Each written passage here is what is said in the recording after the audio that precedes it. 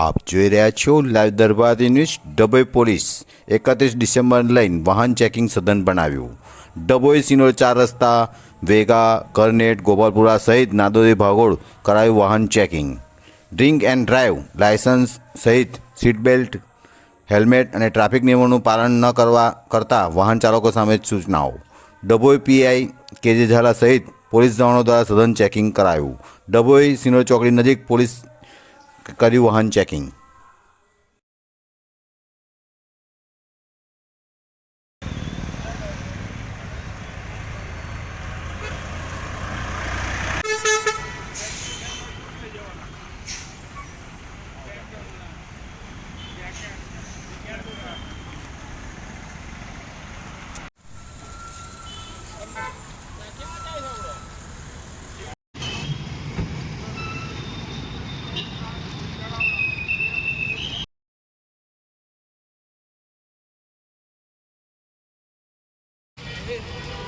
હું 500 રૂપિયા દંડ ભરાય કેટલો આજે ફોન પે એટલે જવા દો ખાતો